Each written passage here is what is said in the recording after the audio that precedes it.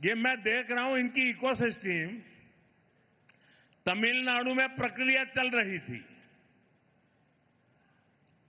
और इनकी इकोसिस्टम दिल्ली में बैठे बैठे देश को गुमराह करते थे कि देखो 4 तारीख को नतीजे आ गए, 5 हो गई, 6 हो गई, 7 हो गई, 8 हो गई, तमिलनाडु में सरकार नहीं बन रही है।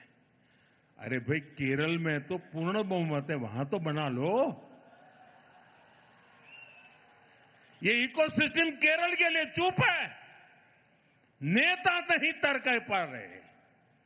2.5 साल की फॉर्मूला करे कि एक साल के 5 मुख्यमंत्री की फॉर्मूला करे, अभी तक उनको नतीजा हाथ नहीं लग रहा है।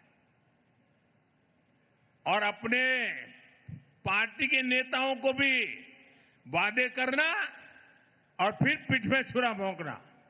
छत्तीसगढ़ में वही किया, राजस्थान में वही किया, कर्नाटका में अभी भी वो खेल चल रहा है।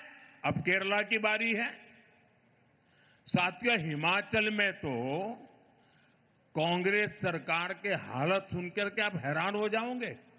ये इनकी इकोसिस्टम है, मीडिया वाले बाहर बात आने नहीं देते।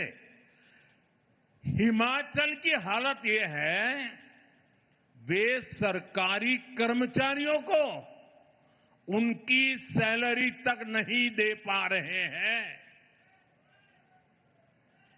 इधर तेलंगाना में क्या हाल है? किसानों को आत्महत्या के लिए मजबूर होना पड़ रहा है।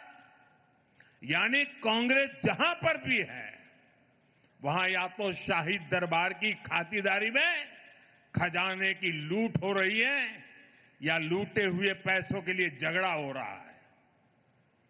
साथियों, कांग्रेस की पहचान आज एक परजीवी पार्टी की बन गई है और इसलिए वो पहला मौका मिलते ही अपने साथियों के साथ भी विश्वासघात करती है।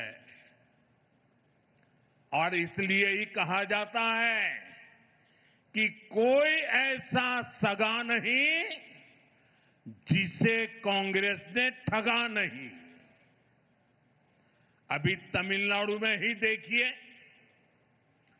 25-30 साल से कांग्रेस का डीएमके के साथ घनिष्ठ संबंध था।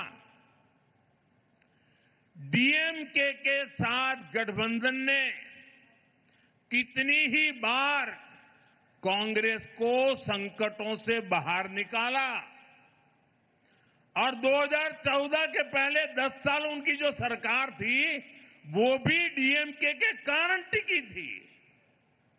लेकिन क्या हुआ? जिस डीएमके के साथ 25-30 साल का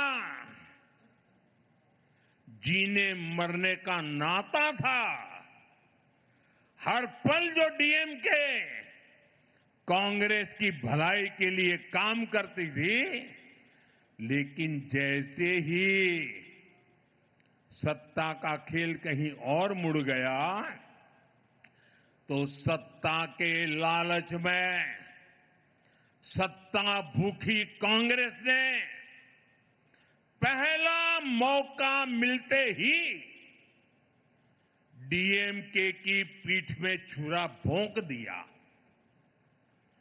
परजीवी कांग्रेस को अब एक और पार्टी चाहिए जिसकी पीठ पर सवार होकर वो प्रासंगिक बनी रह सके।